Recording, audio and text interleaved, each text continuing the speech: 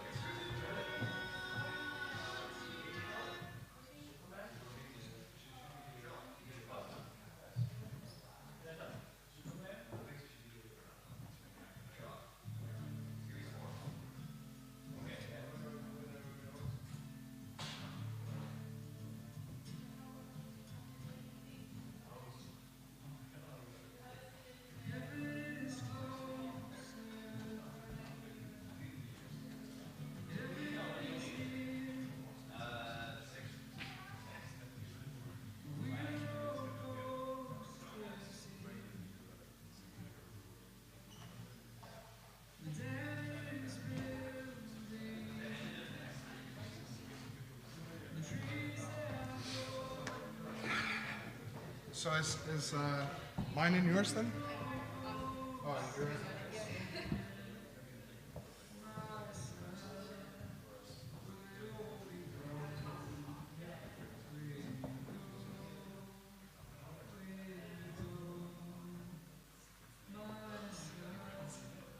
Is your sermon slides just that one picture? It's like 3 verses. Oh yeah, from here all the way over to these verses. Right. That's all I need.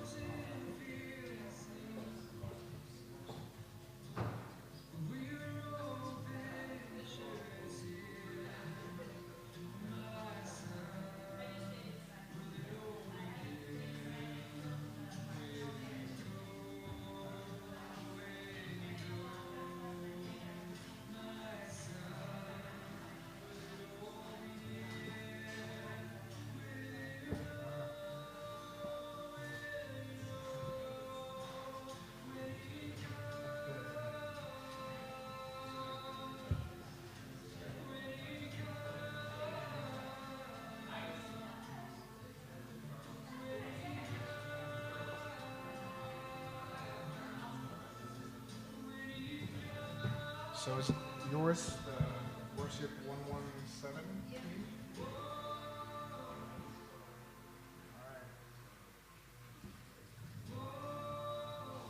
It's a lot easier to edit when it's like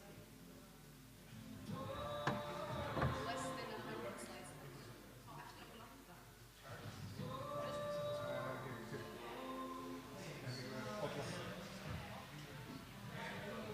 So it's ready to go? If I put it up on the screen now?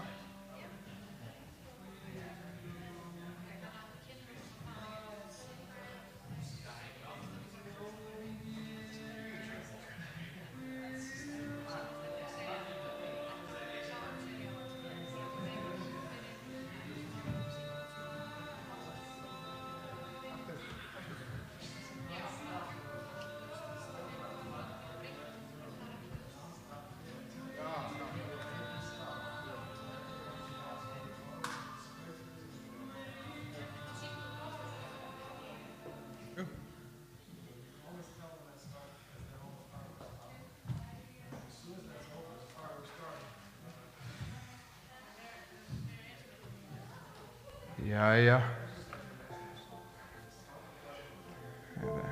Skulum bara byrja á þessum þeir koma. One announcement in English before we start. If you need translation devices, they're in the back, in the purple IKEA bags. Thank you, Friðberg, for translating again.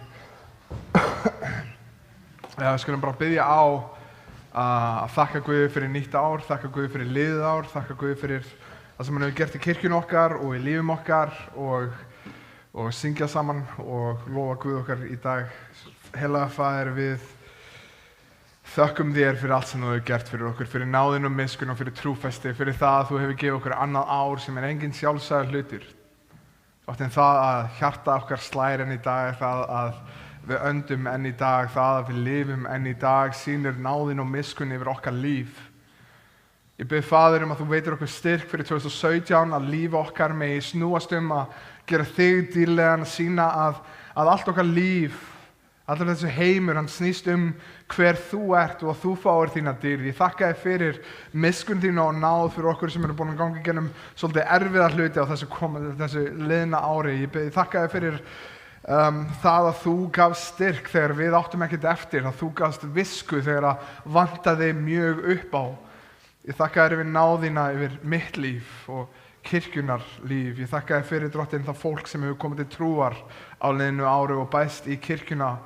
Ég bið Drottinn að þú haldir áfram að vera trúfastur, að byggja upp þína kirkju og að leyfa okkur að vera samfélag sem lýsir inn í myrkvan heim. Ég bið Drottinn að þú sýnir okkur náð og miskunn og hjálpir okkur að taka ekki sem sjálfsagðan hlut, að við fáum að koma saman og lofa þitt heilaga nafn, að vita hver þú ert og eins og þú hefur opinberað þig í þínu orði.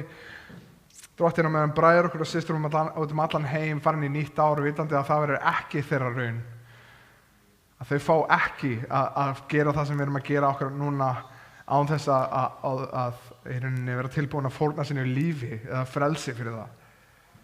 Ég þakka þér, Faðir, fyrir náðin og miskunni. Ég bið að blessa okkar stund, ég bið að lofgjörð okkar megi vera sæt í eyrum þér og ég bið Drottinn að þú heilagur andi megi starfa í lífum okkar og hjörtum. Ég bið að þú umbreytir okkur til þess að líkjast þér betur og þegar við förum út í dag og út í þetta ár sem að fara að koma, að við megum horfa til þín og við megum finna okkur að muna hversu magnaður okkar Guði og hversu mikið hann á skilið all okkar lofgjörð og all okkar dýrð. Við þökkum þér, Faðir, fyrir þína miskunn og við fáum að koma saman og syngja í Jesú heilaga nafni. Amen. Þannig að við skulum syngja, við skulum langar að fara yfir bara tilkynningarnar áður en við byrjum svo við getum bara einbeitt okkur að lofgjörð og lofgjörð í dag. Þannig að tilkynningarnar eru ef þú vilt gefa, ég held að allir viti nákvæmlega hvernig á að gefa henni inni, þannig að við skulum bara fara yfir það. Samfélagshópar á morgun eru kallanir að hittast hjá David, konurnar eru að hittast á miðvikudögum og svo ef það eru einhverjar spurningar þá er ég til staðar eftir samkomuna og kannski að minna á biblíulestraráætlun. Ef þú vilt vera með okkur að lesa í gegnum biblíuna á heilu ári þá er biblíulestraráætlanir til staðar þarna frítt, þannig að endilega takið biblíulestraráætlun þegar þið farið út. Amen. Skulum lofa Guð.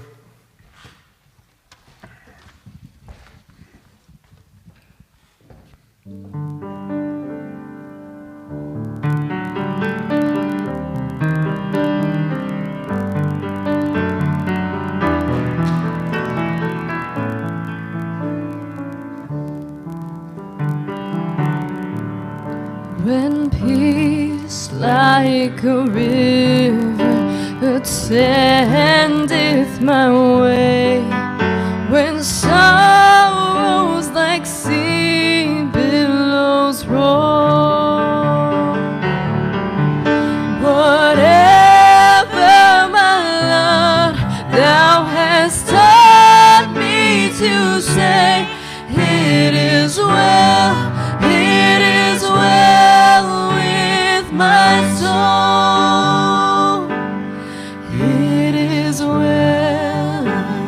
well with my soul, with my soul. It is well with my soul. Though Satan should buffet, though trial should come, let this blessed assurance control, that Christ has regarded my helpless estate and has shed his own blood for my soul. It is well with my soul, with my soul. It is well with my soul. My sin, oh, the joy of this glorious star. My sin, not in part, but the whole, is nailed to the cross, and I bear it no more. Praise the Lord, oh my soul. It is well with my soul, with my soul. It is well with my soul. And Lord, haste the day when my face shall be sight, the clouds be rolled back as a scroll, the trump shall resound, and the Lord shall descend. Even so, it is well with my soul. It is well with my soul, with my soul. It is well with my soul.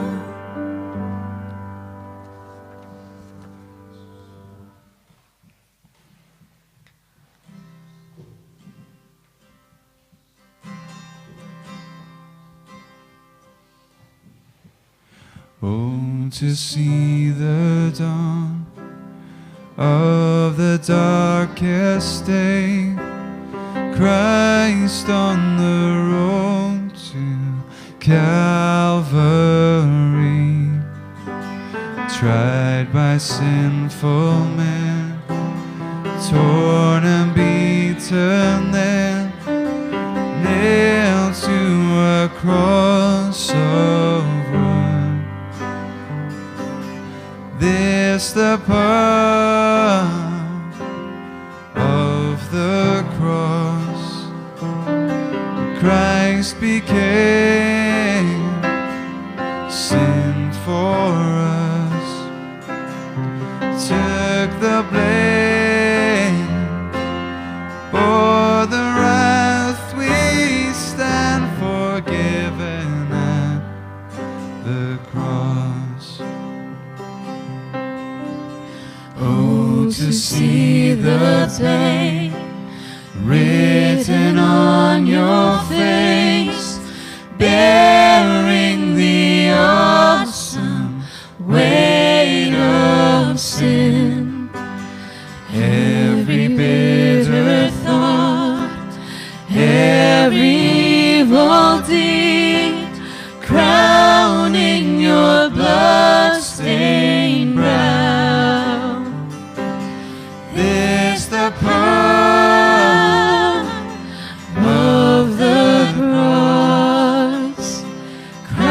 Christ became sin for us, took the blame, bore the wrath, we stand forgiven at the cross. Now the daylight flees, now the ground beneath quakes as its maker bows his head. Curtains torn in two, dead are raised to life, finished the victory cry. This the power of the cross. Christ became sin for us, took the blame, bore the wrath, we stand forgiven at the cross. Oh, to see my name written in the wounds, for through your suffering I am free.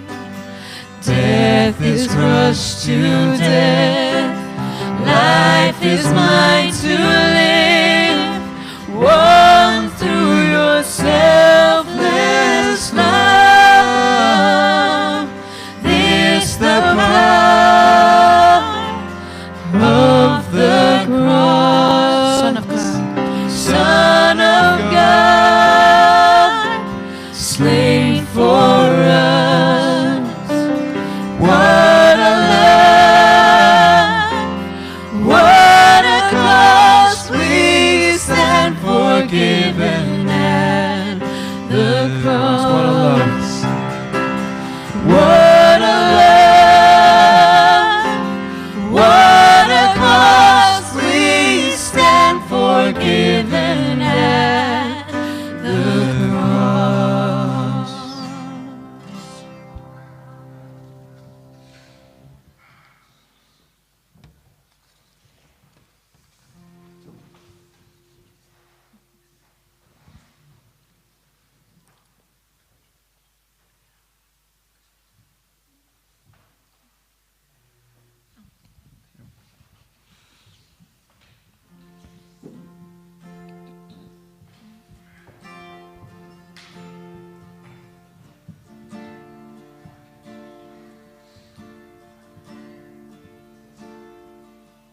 When the mountains fall and the tempest roars, you are with me.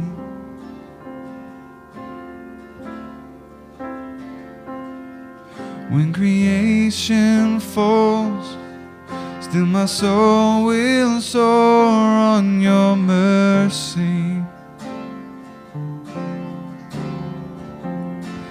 And I'll walk through the fire with my head lifted high and my spirit revived in your story. And I look to the cross as my failure is lost in the light of your glorious grace. Let the ruins come to life in the beauty of your name, rising up from the ashes, God, forever you reign. And my soul will find refuge in the shadow of your wings. I will love you forever, and forever I'll sing. When the world caves in, still my hope will cling to your promise.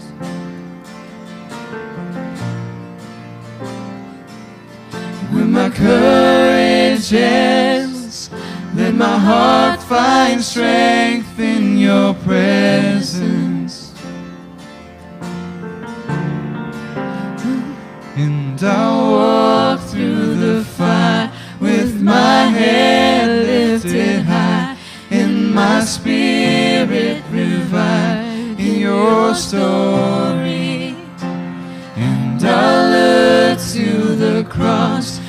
'cause my failure is lost in the light of your glorious grace. Let the ruins come to life In the beauty of your name, rising up from the ashes, God, forever you reign. And my soul will find refuge in the shadow of your wings. I will love you forever, and forever I'll sing. Whoa.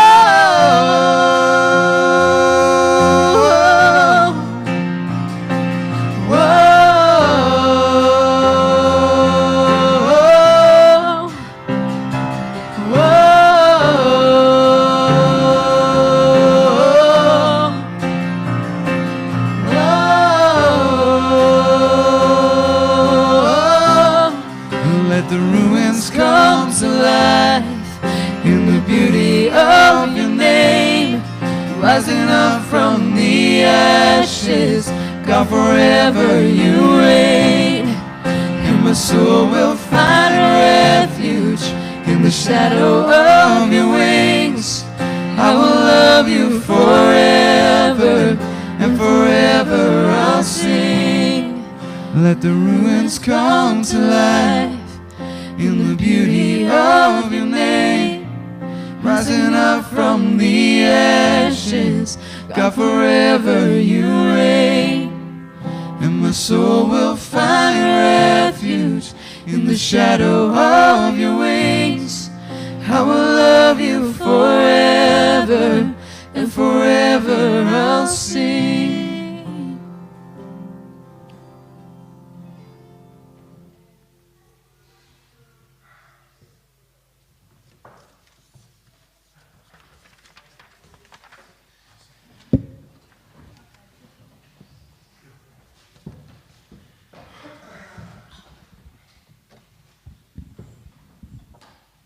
Amen. Það er gaman að sjá okkur öll sem að náðu að fara að sofa náðu snemma allavega.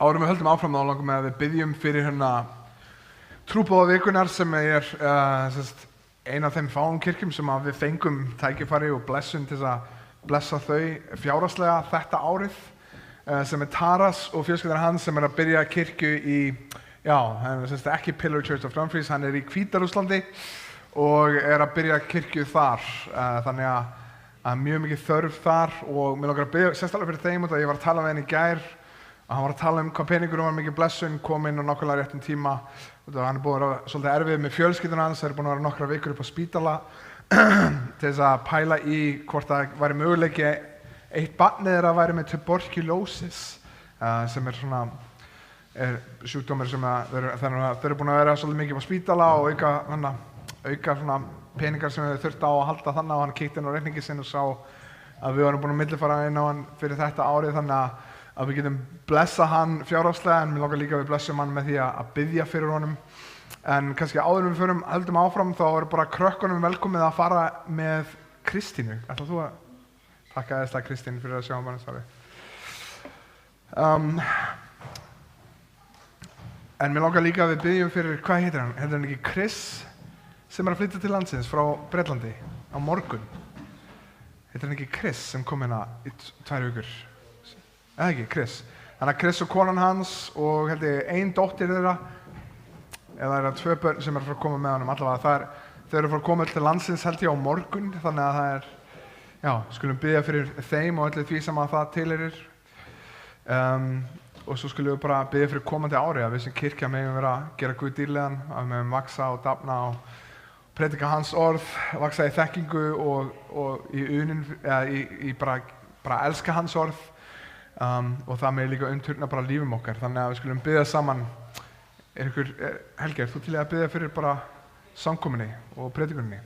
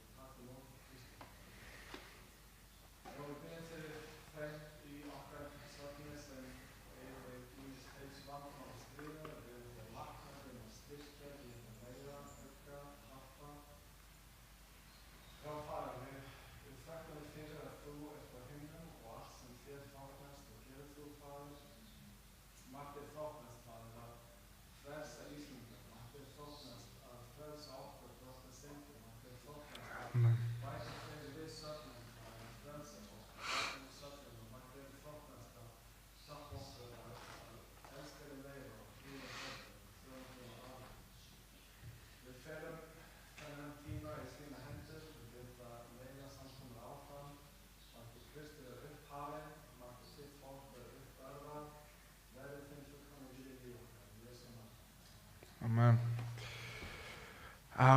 One more announcement in English. I don't know if you speak Icelandic or English. There's a translation device in the back, and Friðberg is translating over to English if you're an English speaker in here. Allavega, þá langar mig að við höldum bara áfram. Við förum í 1. Korintharbréf 12. kafla. Þannig að framundan næstu vikunar 12., 13. og 14. kafli sem díla svolítið mikið kærleik Guðs. Náttúrulega 13. kaflinn kaflinn sem alltaf farið með ef þú ferð í einhvers konar brúðkaup eða eitthvað svoleiðis, þá nánast alltaf talað eitthvað 1. Korintharbréf 13. kafla. En 12. kaflinn og 14. kaflinn díla mjög mikið heilagan anda, hver hann og hvað hann hefur gert. Þannig að við höfum tækifæri yfir komandi vikur að díla við og læra meira hver heilagur andi og hvað hann hefur gert fyrir sína kirkju. Og það finnst mér mjög svona heilagur andi, svona margir tala hann eins og skrýtni frændinn í jólabúðinu, svolítið þannig. Að það er svona, þeir vilja helst ekkert gefa honum of mikla athygli, sumir reyna svona að forðast hann algjörlega, aðrir eru svona að þegar það eru svona sögur hann að ganga að hann gerir hitt og þetta, og hann er svona annarkvort viltu ekki tala hann eða þú hefur heyrt skrýtna hlut hann eða hvað annað. En ég var að pæla í þessari viku og þegar þetta ár var að koma, var að enda og nýtt ár var að taka við, hver auðlegð þín? Hvar liggur auður okkar? Það var Richard Hovey sem sagði, auðlegð þjóða eru menn, ekki silki, baðmull og gull.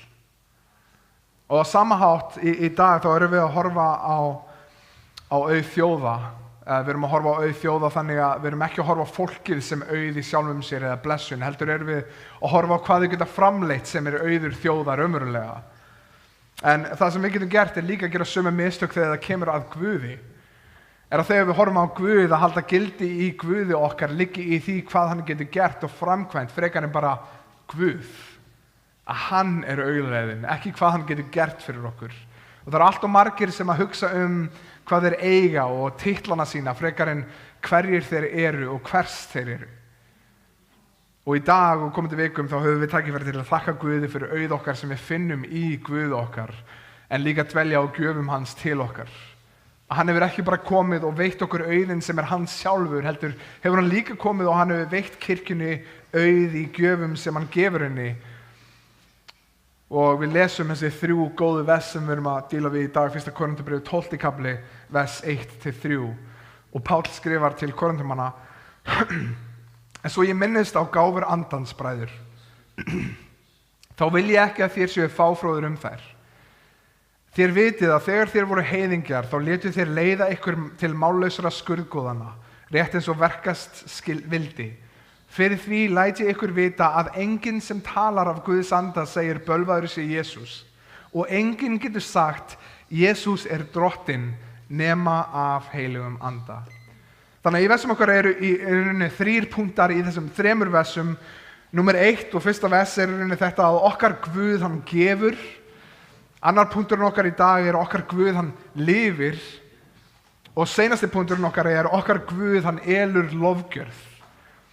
Þannig og mín von að predikun okkar í dag verði í rauninni gerir það að verkum að þegar við löpum út þá erum við betri skilning hver heilagur andi og ég segi hver, ekki hvað, því að það mjög stór misskilningur þarna með þess að hvort hann sé persóna eða ópersónulegu kraftur, hann hver, ekki hvað.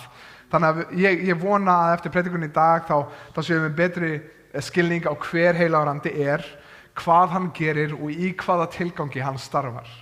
Þannig að það ótrúlega mikið misskilning hvað varðar heilagan anda og fyrir hvað tilgang hann starfar. Ef þú horfir til dæmis á sjónvarpspredikara sem hafa gert fólk ringlað hver heilagur andi sumir tala hann eins og hann sé ópersónulegur kraftur, eins og gæinn sem með kraft heilags anda sé einhvers konar Jedi eða eitthvað svoleiðis. Að Jedi Benny Hinn, og það meira þess að búið að gera vídeo af Benny Hinn með geislasverð, þannig að það kannski fólk búið að byrja að horfa á Benny Hinn svolítið svona eins og okkur Jedi, að þegar hann lappar inn og gerir sérstakar handarhreyfingar þá dettur fólk, þá grætur það hlær, það hoppar og hvað annað. En Efesus 4:30 segir okkur að hryggja ekki heilagan anda. Þannig að það segir okkur að heilagur andi ekki ópersónulegur kraftur, hann einstaklingur, hann persóna. Þannig að til dæmis ópersónulegur kraftur hryggist ekki eða móðgast. Það enginn sem steig á viktina í dag eftir jólahátíðinnar og þyngdaraflið móðgaðist. Var einhver sem lenti í því að heyra þyngdaraflið bara gráta þegar að þú steigst á viktina? Ég ætla rétt að vona ekki því að það væri mjög slæmt. Þyngdaraflið móðgast ekki því að það ópersónulegur kraftur. Guð heilagur andi ekki ópersónulegur kraftur, hann persóna guðdómsins, einn af 3 okkar þríeina Guði. Og svo við förum í fyrsta punktinn og við sjáum að okkar Guð, hann gefur, þrátt fyrir að heilagur andi sé ekki ópersónulegur kraftur, þá þýðir það ekki að honum fylgi ekki kraftur. Rétt eins og við höfum séð krakkarnas hans Ragnars hlaupa henni árna. Hann persóna en honum fylgir kraftur þegar hann hleypur á þig eða hvað annað, eða hleypur á stöðugan stól eða hvað sem það Svo við förum í fyrsta punktin okkar og við sjáum að heilagur andi þrátt fyrir hans persóna þá fylgir honum kraftur þegar hann kemur. Hann kemur með gjafir andans sem að Páll fer meira í restina af þessum kafla og í 14. kafla. Og gjafir eins og að mæla speki og þekkingu, gjöfum trú og lækningargáfu, spádómsgáfu, til að greina anda, til að tala í tungum, til að útleggja tungur. Og Guð okkar virkur í sínu fólki, í sínu kirkju, til þess að láta þau byggjast upp í trúnni, láta þau byggja upp í þekkingu á hver Guð okkar Það finna að þó að það sé fátt að þegar við lesum hvað heilagur andi gerir, þá ekkert vers í Biblíunni sem nefnir að hann láti fólk detta í gólf eða hrópa eða hristast eða hoppa hér. Að það leið fyrir okkur til að sýna Guði að við elskum hann, en það ekki endilega verk heilags anda og það ekki endilega talið upp sem verk heilags anda. Ef þú lest Galatabréfið 5. kafla þá sjáum við að ávöxtur andans kærleiki, gleði, friður, langlindi og gæska og góðvild og trúmennska og hógværð og bindindi. Þetta eru ávextirnir sem að heilagur andi ber fram í okkur. Þannig að í öðrum orðum þá leggur Biblían áherslu á hvað andinn gerir innra með okkur frekar en hvað hann gerir með líkamann okkar. Að við getum hoppað og hrópað eins og við viljum, en ef við erum ekki að bera fram ávexti andan þá skiptir hróp okkar og hopp engu máli. Og þið eru velkomið að lyfta höndum í uppgjöf eða lofgjörð frammi fyrir Guði í söng eða að falla á kné fyrir konungum þínum og annað eins eða ef þú ert það djarfur að segja amen í predikunum eða hvað sem það er. En verk heilags anda er ekkit endilega það. Heldur, mikið er þetta við að tjá Guði hvernig við erum hugsum og það að við elskum hann og annað eins. Og þegar við tölum gjafir heilags anda þá hefur fólk mismunandi skoðanir á þeim, jafnvel innan þessara kirkju. Við erum með fólk innan þessara kirkju sem hefur þá skoðun að þær yfirnáttúrulegu gjafir heilags anda voru aðalega fyrir tíma postuluna og séu ekki lengur fyrir daginn í dag. Svo erum við með fólk sem horfir á sig sem einhvers konar baptikostals, ef má segja það þannig að trúa á að gjafir séu fyrir daginn í dag, en við förum varlega út af því við áttum okkur á því að fólk hefur gert skakka mynd á hver heilagur andi er og hvað hann gerir. En við förum áfram og Páll hann heldur áfram og minnir Korintumenn á annan punkti sinn að Guð okkar lifir. Hann minnir á að Guð okkar lifir með því að minna þá á hvernig fyrrum guðir þeirra voru dauðir. Þannig að það var þeirra verk að láta þá líta vel út, það var þeirra verk að koma fram fyrir styttur og steina og skreita þá. Þeir komu með gjafir, þeir þjónuðu þörfum Guða sinna, en okkar Guð er lifandi Guð. Og öll þessi mynd það sem við sjáum í öðru vessinu okkar í dag, það sem að þeir eru að koma til dauðra guða sem er búið að láta á varir á en þeir segja ekki neitt og augu á en þeir sjá ekki neitt. Og hér er hann að sýna okkur að Guð okkar er ekki eins og heiðnu guðinir, Guð okkar er lifandi Guð. Hann er ekki að segja komdu til mín til að láta mig líta vel út, skreittu mig, gefðu mér gjafir, heldur gefum við honum gjafir þegar við sjáum hvað hann gefur okkur til að byrja með. En hann lætur okkur líta betur út. Það er hann sem skreitir okkur, það er hann sem endurlífgar okkur. Og meðan hennu dauðu guðinir biðja þjónustu til að skreita þá og fegra, þá er það okkar Guð sem skreitir kirkju sína og fegrar með verki sínu. Þá er það hann sem starfar í sínu fólki til þess að endurlífga og jafnvel reisa upp leiðtoga á meðal fólk sem kennir, fólk sem er gjafmilt, fólk sem er opið með heimili sín og eigur. Þannig að þú kemur ekki með gjafir til hans, hann nálgast þig með gjafir. Og ef einhvern tímann við nálgumst Guð okkar með gjafir, þá er það bara út af því að hann gaf okkur fyrst. Í rauninni sjáum við í versi 2 hversu mikill munur er á Guðum heimsins og lifandi Guð, almáttugur, skapari himins og jarðar. Það er ekkert sem ég get komið með til hans sem hann gaf mér ekki til að byrja með. Jafnvel ef ég vinn alla mína daga og ég læt allt mitt fjármagn fara til kirkjunar eða til Guðs, að þá er það út af því að hann gaf mér lífskraft sem ég gat unnið og þannig að ég er að lánuðum tíma að vinna með krafti Guð sem að hann gaf mér, með lungum sem að hann leyfði að virka, sem að tóku súrefni inn í blóðið mitt og vöðva sem að ég átti ekki sjálfur, mótað af mold. Það er okkar saga, það er munurinn á þeirrum dauðu guðum sem eru með varir sem segja ekki neitt og augu sem sjá ekki neitt og lifandi Guð sem sér og gerir. Og því miður, þá gleymum við oft og við byrjum að hafa okkur eins og þeir sem eru með heiðnu guðina. Við segjum það ekki beint, við segjum það óbeint. Við hugsum ef ég laga aðeins boðskapinn, þá koma kannski fleiri til trúar. Ef ég hætti að tala syndina, þá koma kannski fleiri í sætin. Ef ég byrja meira að tala sjálfhjálpara atriði en ekki fagnaðareindi, þá getur kirkjan byrjað að fyllast. Við byrjum að hafa okkur eins og Guð okkar sé ekki lifandi. Þannig að ég held að þegar við hugsum, við horfum á komandi ára og við viljum sjá kirkjun okkar vaksa, að málið er ekki við að koma með okkar eigin atriði, heldur að horfa á orð Guðs og segja, hvað segir þú?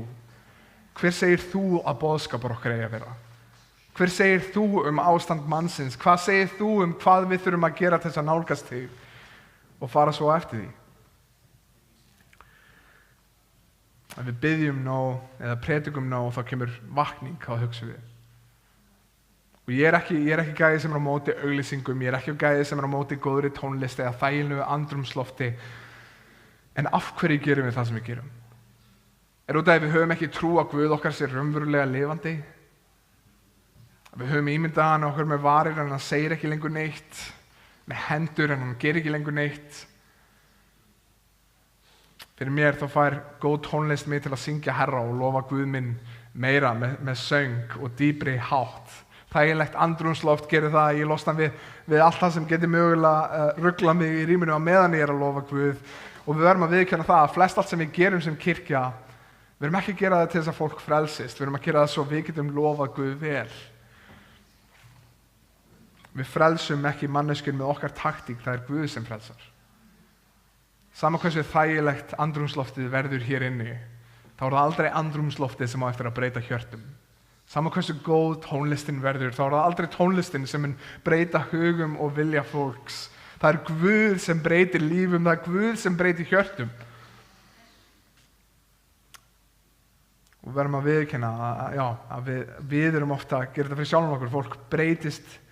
Fólk breytist þegar að lifandi Guð okkar umbreytir hug og hjörtum fólks. Þannig að gefa líf okkar til kynna að Guð okkar lífir. Við lifum frá mánudegi til laugadags eins og Guð sjá ekki það sem við gerum. Eins og hann sé með augu sem raunverulega sjá ekki eða hendur sem raunverulega gera ekkert í því að við lifum ekki fyrir hans stýrð. Sést á lífum okkar að við lifum ekki til að halda við Guð okkar, til þess að láta Guð okkar líta betur út, heldur til þess að við getum leyft honum að halda við okkur. Ég held að, eins og maður hefur lent oft í þessu sérstaklega í Íslandi, að fólk kemur einhvern veginn með svona skot á þig, trú þín hækja. Hefur einhver heyrt þetta? Hefur einhver fengið spurninguna er trúin þín ekki bara hækja fyrir þig út af því að þú getur ekki dílað við raunveruleikann? Ég myndi segja, algjörlega, trú mín miklu meira heldur en hækja. Trú mín að ég dauður einstaklingur að halla mér upp af Guði mínum. Því að ef að trú mín væri ekki hækja, þá væri trú mín eins og öll önnur trúarbrögð. Það sem að ég var að reyna að fegra Guð minn og haga mér eins og hann væri lifandi þrátt fyrir að vera dauður, en þegar að trú mín og Guð minn er sá sem ég halla mér upp að, þá veit ég að hann er lifandi. Hann er sá sem bjargar mig, ég er ekki sá sem fegra hann er sá sem umbreytir mér og fegrar mig. Þannig að sést það á lífum okkar að við höllum okkar að Guð okkar, frekar en að við séum að láta fegra Guð okkar með því jafnvel að breyta boðskapnum eða að ekki tala þá hluti sem að Guð okkar talar Þannig að fyrsti punktur okkar að okkar Guð gefur. Annar punktur okkar að okkar Guð lifir. Svo seinasti punkturinn okkar okkar Guð, hann elur lofgjörð. Hann elur lofgjörð. Takk eftir því að þau förum í þriðja versið. Þetta vers bendir okkur á sannleikann að sá kristni fylltur af heilugum anda. Þannig að Rómverjabréfið 10. kafli segir að ef þú vilt gerast kristinn, kann einhver þessi vers utan af, þá þarftu að játa og trúa í hjarta þínu að Jesús Kristur drottinn og að Guð hafi uppvakið hann frá dauðum. Og hvað segir hann í versi 3? Hann segir, enginn getur sagt Jesús drottinn nema fyrir heilagan anda. Þannig að ef þú ert kristinn, ef þú trúir í hjartaðinu og ef þú játa með munniðinu að Jesús Kristur drottinn, þá ert þú fullur af heilagum anda, því að það engin séns að þú gætir þetta nema fyrir verk heilags anda. Við sjáum þetta á fleiri stöðum. Ef þú trúir mér ekki, þá getur þú farið í Efesusbréf 1. kafla, reyndar í 13. versinu líka í 12. kafla hér, Rómverjabréfið 8. kafli og fleiri staðir sem að styðja þessa hugmynd að ef þú ert kristinn, þá ert þú kristinn því að heilagur andi hefur veitt þér þann styrk til að segja Jesús Kristur drottinn. Og auðvitað þegar við erum að tala að játa eða segja Jesús Kristur drottinn, þá það ekki bara innantóm orð. Heldur Jesús Kristur, þá erum við að segja Jesús hinn smurði, hann drottinn minn. Hann á mitt líf, ég hans, hann minn, hann stýrir ferðinni, við erum ekki svona Jesus co-pilot, einhvern veginn, að við ekki segja þessa bumper sticker, Jesus is my co-pilot. Fólk með þetta mjög mikið í Bandaríkjunum og ég fæ svona, svona cringe út af því að við erum ekki svona hálf við stjórnina, heldur þegar við játum Jesús Kristus sem drottinn, þá ég að segja, ég algjörlega ekki lengur í stjórn, hann minn drottinn, hann minn herra, hann bendir ferðina, þetta snýst hann, hans stýrð og hans lofgjörð. Þannig að við þurfum ekki að tala í tungum til að fyllast Heilugum Anda eða gera neitt. Ef þú ert kristinn, ef þú hefur játað Jesús Kristur drottinn og þessi orð ekki innantóm orð, heldur raunverulega meina það sem þau segja, að þá ertu fullur á Heilugum Anda. En við fáum að vita meira að Guð okkar, hann fyllir ekki bara sína kristna, heldur af hverju. Þannig að við sjáum líka í þessi 3 af hverju Heilagur Andi fyllir þann kristna. Það til þess að boðskapurinn fari út. Til þess að varir okkar að hjarta geti lofað Jesú Krist sem drottinn. Þannig að við erum búin að læra hver Heilagur Andi að ég vona. Hann persóna guðdómsins, ekki ópersónulegur kraftur. Við höfum lært hvað hann gerir, hann gefur gjafir, hann umbreytir hjörtum, gerir þjóna Guðs hæfa og byggir upp kirkju Guðs. En af hverju? Af hverju gerir Heilagur Andi það sem hann gefur? Gjafir hans, umbreytingin og hæfnin gefin til þess að fagnaðarerindið og verk Jesú Krist sé upphafið og lofað. Það ástæðan fyrir því að Heilagur Andi gerir allt það sem hann gerir. Til þess að Jesús Kristur sé drottinn. Þannig að enginn getur sagt Jesús Kristur drottinn. Við sjáum þetta líka í Postulasögunni, 1. kafla í 8. versi. Hér segir hann: En þér munu öðlast kraft Heilagur Andi kemur yfir ykkur, og þér munu vera vottar mínir í Jerúsalem og allri Júdeu, í Samaríu og allt til endimarkar jarðarinnar. Þannig að þið munu öðlast kraft Heilagur Andi kemur yfir ykkur, og ástæðan fyrir því að þið verið vottar mínir allt til endimarkar jarðarinnar. Þannig að verk Heilags Anda, þegar Heilagur Andi gefur okkur gjafir, þegar hann styrkir okkur og fyllir okkur af sér og sínum krafti, þá það til þess að við förum út, að við segjum frá hver Jesús Kristur Það ástæðan fyrir því að hann gerir allt sem hann gerir. Heilagur Andi ekki krafturinn, en krafturinn fylgir því þegar hann kemur yfir þá, og til hvers hann gefinn? Hann gefinn til þess að þeir fari út og segi frá því sem að Jesús Kristur hefur gert. Þannig að ef þín hugmynd og Heilugum Anda að hann láti þig hristast eða detta í gólf eða ópa, en hann umbreytir þér ekki, þá skiptir engu máli í rauninni hvað líkaminn þinn gerir. Ef að hjarta þitt ekki að vaxa í líkinguna á Jesú Krist, og ef að munnur þinn ekki að segja frá hver hann og hvað hann hefur gert, þá samkvæmt Biblíunni, þá þetta ástæðan fyrir því að Heilagur Andi gefinn. Ástæðan fyrir því að við fáum kraft ekki svo við getum dottið í gólfið á sunnudögum, heldur svo við getum farið út og við getum sagt öðrum frá.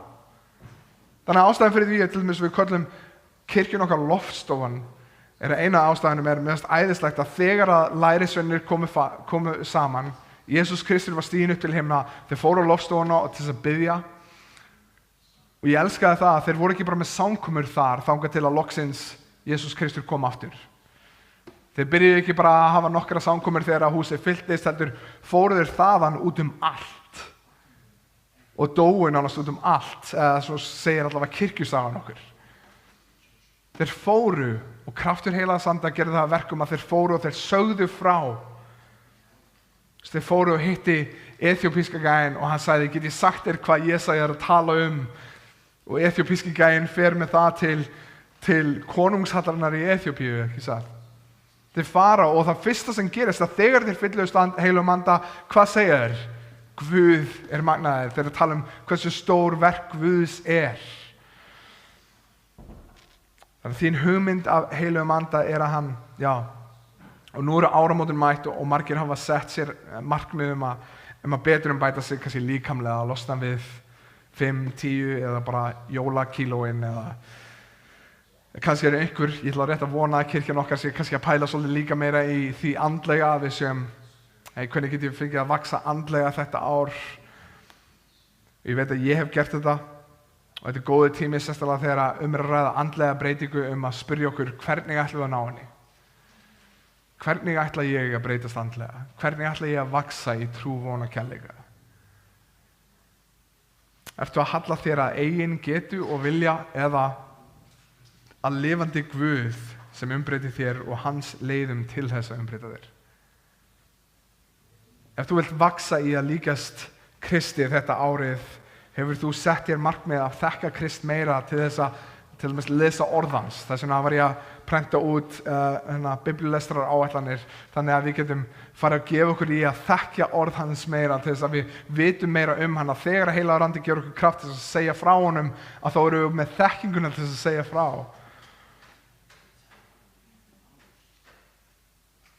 Tilbúin að berjast fyrir því að mæta á samkomur þar sem við syngjum hver Guð byggjum til hans og opnum hans orð. Mér langar að lesa bara 2. Tímóteusbréf 3:16-17 svona rétt áður við endum samkomuna. Sérhver ritning innblásin af Guði og nytsöm til fræðslu, til umvöndunar, til leiðréttingar, til menntunar í réttlæti. Til þess að sá sem tilheyrir Guði sé albúinn og hæfur gjör til sérhvers góðsverks. Þannig að þegar Guð gefur þér gjöf, þá það gjöf sem að byggir mjög marga upp. Þá það gjöf sem byggir kirkjunu upp. Þannig að við sjáum í Efesus 4. kafla til dæmis, segir okkur að Heilagur Andi starfar til að byggja upp kirkjuna.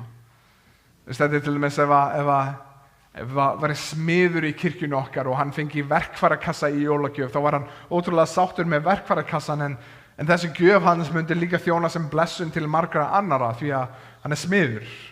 Hann kann að nota verkfærin og hann getur þá hjálpað einhverjum í kringu sig og blessað konunum sína eða hvað sem það Hann fagnar yfir góðri gjöf en hann átti sig líka á því að þessi gjöf lengra en bara hún gefur af sér.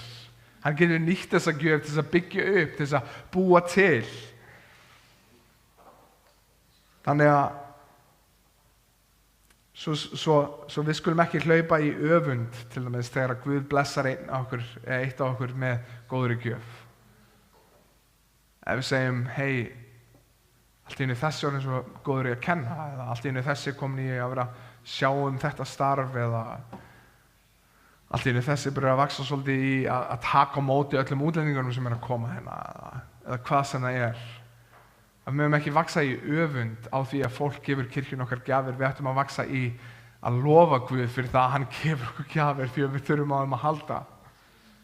Við þurfum á hvort öðru að halda. Og mér finnst það æðislegt hversu skrítin og breið kirkjan okkar þegar það kemur að mismunandi persónuleikum í kirkjun okkar. Þegar við sjáum hvernig Guð hann byggir upp sína kirkju. Og hann leyfir einstaklingum og gefur þá sem blessun til kirkju sinnar. Heldur skulum við fatta að þeim gefið gjöf til þess að betrumbæta okkur. Guð hefur til dæmis gefið þannig Devin gjöf kaldhæðnis, eins og við vorum að tala í gær. Nei, það ekki gjöf kaldhæðnis, en hann búinn að gefa okkur gjafir til þess að uppbyggja okkur, til þess að gefa okkur von að þetta árið þegar við setjum okkur markmið og þegar við hlaupum á eftir markmiðum okkar, að þá séum við með það sem við þurfum í kringum okkur og Guð hefur veitt einstaklingum gjafir til þess að styðja okkur í göngu okkar, til þess að ýta okkur áfram, til þess að gera hann dýrlegan. En samkoman fer að enda og vikan fer rétt að byrja, og ekki einu sinni bara vikan heldur árið fer rétt að byrja. Þannig að spurningin fyrir okkur getum við haldið áfram að lofa Guð allt þetta ár? Að þema lífs okkar megi vera Guði einum sé dýrðin. Að við komum ekki bara sunnudum og hugsum orð hans og syngjum hversu magnaður hann heldur að þegar við förum út að líf okkar megi snúast hann, að þekking okkar á hver hann og hvað hann hefur gert megi umbreyta hjörtum okkar og gefa okkur styrk til þess að fara út í náð til þess að segja öðrum frá. Hvernig ætlar þú, bróðir, eða þú systir, að nýta þær gjafir þessa viku og þetta ár til að byggja upp kirkju þína og aðra í trú? Hvernig eru gjafir þínar að dreifa út boðskapnum fagnaðarerindið og persónu og verk Krist? Hvernig ætlar þú að vaksa í þinni trú og nýtingu á gjöfum þínum þetta árið? Ég legg til að góð byrjun sé að byrja að lesa Biblíuna, setja þér markmið hvað þú ætlar að lesa mikið, hlaupa eftir því markmiði, lefðu orði Guðs að gera þig hæfan til sérhvers góðs verks eins og Vessi var að tala rétt áðan. Biðdu heilagan anda að gefa þér náð til að afneita holdi þínu, vaxa í aga og skilning til þess að umbreytast og að hjarta þitt þegar þú bætir í skilning megi lofa Guð meira fyrir hver hann því að við sjáum meira hver hann Og það merkilegt hversu hversdagslegt verk heilags anda getur verið. Að þegar við erum í því, þá tökum við eiginlega ekkert eftir breytingunni það mikið. Það þarf ekki að vera að allt í einu kemur ský af himni og rödd sem segir Gunnar, farðu nú að taka þig saman í andlitinu. Það getur bara verið að þú horfir tilbaka eftir liðið ár og þú sér, vá, hvað Guð búinn að gera mikið í mér. Vá, hvað hugsun mín gagnvart þessum einstakling eða hugsun mín gagnvart þessu verkefni eða hugsun mín gagnvart vinnunni eða bara eðli mitt búið að breytast. Vá, hvað ég búinn að vaxa í gleði og von og langlindi og kærleika. Þegar þú horfir tilbaka og sérð hvað hans verk hafa gert til að umbreyta þér, þá það ekkert rosalega hversdagslegt. Það frekar stór skref sem hann hefur tekið í lífum okkar og ég hlakka til, bræður og systur, eða 2017 með ykkur að fyrir styrk heilags anda og kraft hans að við mættum vera kirkja trúfast í að predika og lifa fyrir fagnaðarinn. Og við mættum vaxa í þekkingu á Guði okkar og svo þekking mætti umbreyta lífum okkar. Og við mættum elska meira þegar við sjáum hvað Guð hefur elskað okkur á krossinum. Og við mættum vera betri í að fyrirgefa, betri í að umbera og lifa fyrir hver Guð í öllu okkar lífi. Við hlakka til fyrir þetta komandi ár. Við skulum biðja, við skulum syngja 2 lög saman. Heilagur Faðir, ég þakka þér fyrir allt sem þú hefur gert fyrir okkur, fyrir náðin og miskunn og trúfesti. Ég þakka þér fyrir það að þú hefur veitt okkur náð þegar við áttum ekkert að þessu skilið. Ég þakka þér fyrir það að þú hefur umbreytt hjörtum okkar þegar við horfum tilbaka á hvernig þú hefur starfað í okkur, Drottinn.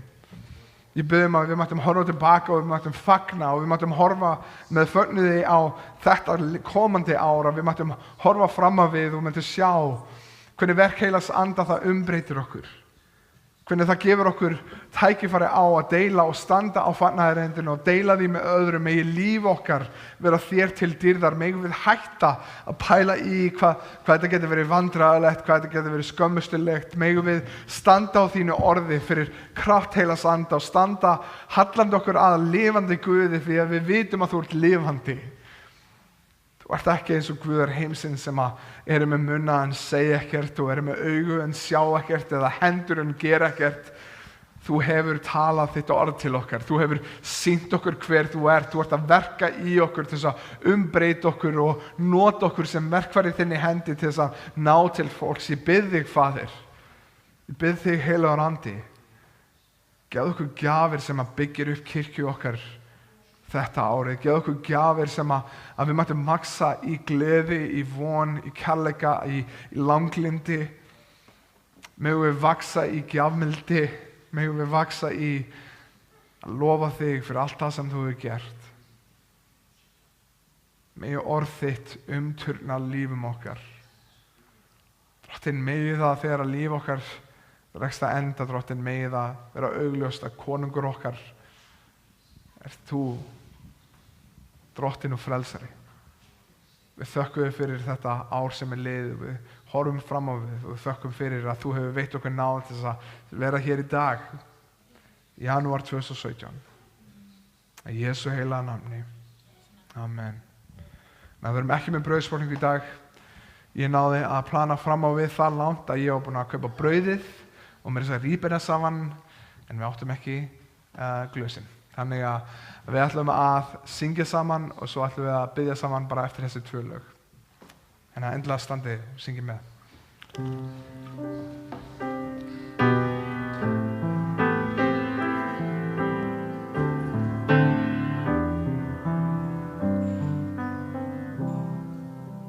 What can wash away my sin?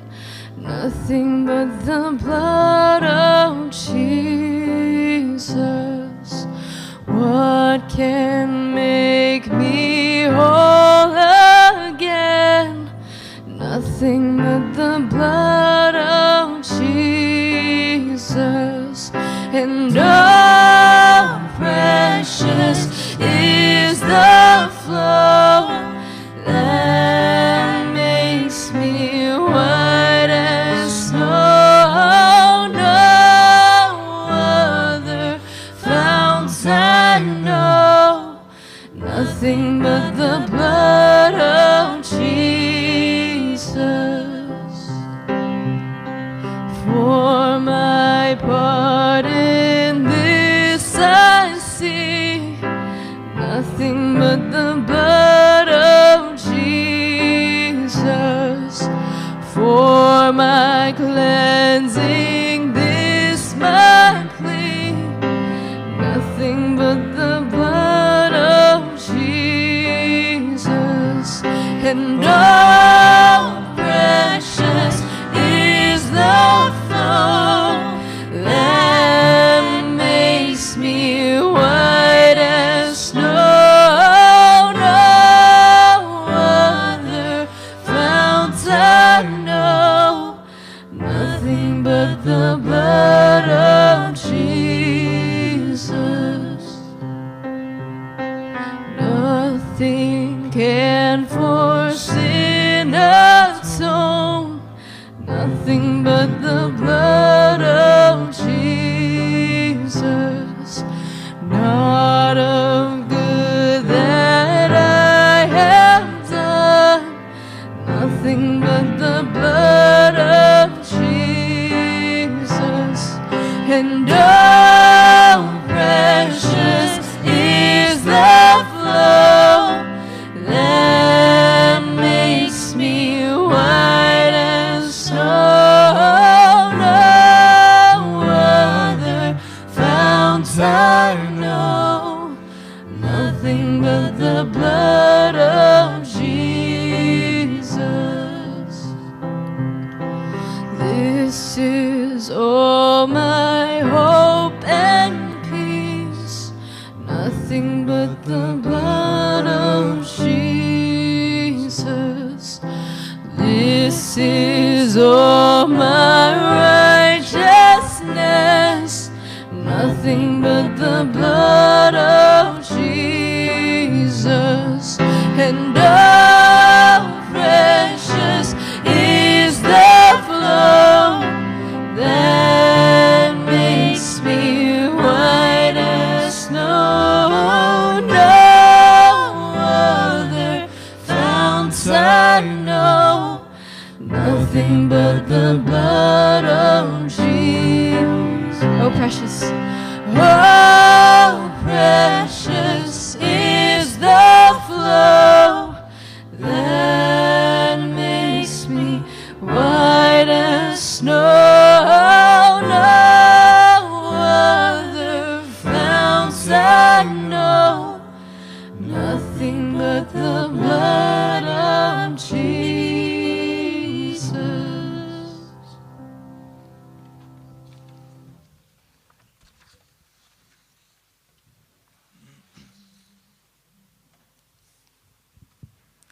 Should nothing of our effort stand, no legacy survive,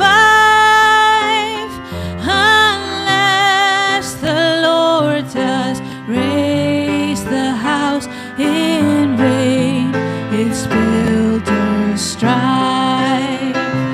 To you who boast tomorrow's gain, tell me, what is your life?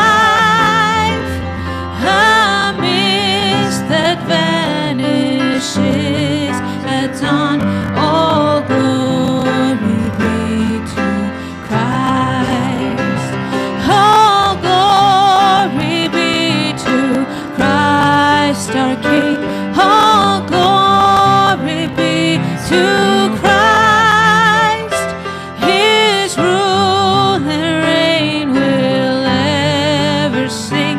All glory be to Christ. His will be done, His kingdom come on earth as is above.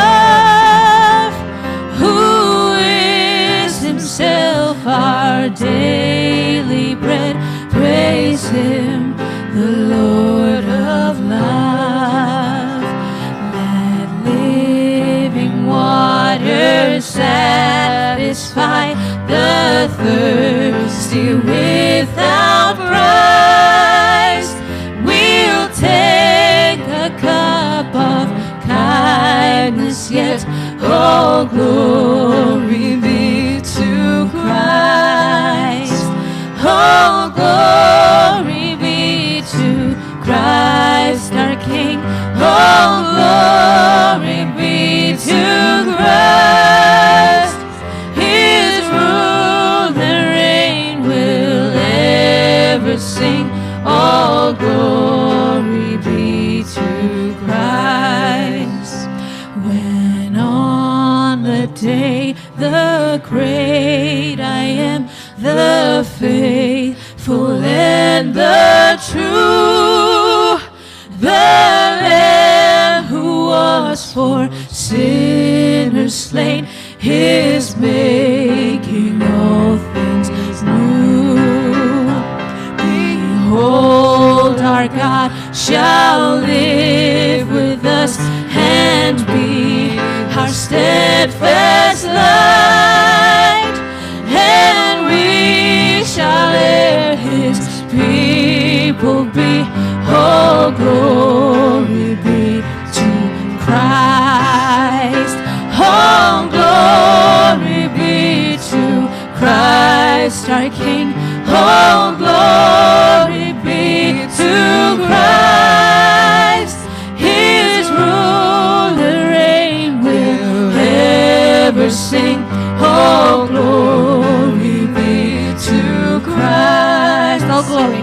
All glory be to Christ our King.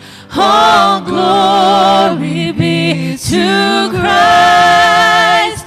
His rule and reign will ever sing. All glory be to Christ.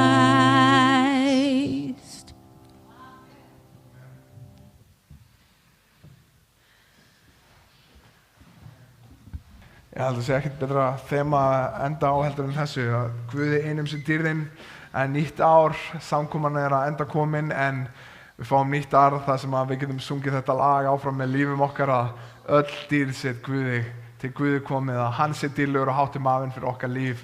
Þannig að Faðir, við biðjum þig að blessa okkur, að varðveita okkur, að styrkja okkur og gefa okkur þá náð sem við þurfum til þess að við getum sungið með öllu okkar lífi, ekki bara með vörum okkar heldur með öllu okkar lífi, að það megi vera augljóst fyrir öllum að þín sé dýrðin, þín sé heiðurinn, og að þegar að fólk getur bent eitthvað gott í okkur, að við getum bent á þig sem að hefur gert okkur, gefið okkur þetta sem gott er. Drottinn, megi líf okkar snúast þína dýrð, megi þú fá alla þá dýrð sem þú átt skilið, og megi þú vera endýrlegur að hátt upp hafinn fyrir náð þín og miskunn sem að hellist yfir óverðskulduga syndara hér á Íslandi. Ég bið Drottinn að fleiri megi koma til trúar, að fleiri megi heyra og trúa að þú sért Drottinn almáttugur, og við megum vera trúföst við það að fara út og segja frá, að fara út og segja vinum okkar og fjölskyldu frá, því að þú ert dýrlegur konungur konunga, lifandi Guð sem segir og gerir og gefur gjafir og umbreytir hjörtum. Þakka þér, Faðir, fyrir þennan dag og fyrir þetta nýja ár. Í Jesú heila nafni. Amen. Það var æðislegt að sjá okkur öll, enn og aftur ef þið viljið gefa, og ég kannski minni meðlimina á, við erum komin á nýju fjárhagsáætlunum okkar, og ef þið munið eftir því, ef þið komið á meðlimatíman, þá ákveðum við að vera adventurous, ævintýraleg þetta árið, þannig að þið kannski takið það í huga. Endilega gefið hér til liðar, og ef þið ætlið að koma að lesa með okkur biblíuna í gennum árið, þá er biblíulestrar áætlunin líka hennar til liðar. Gaman að sjá okkur og gleðilegt nýtt ár.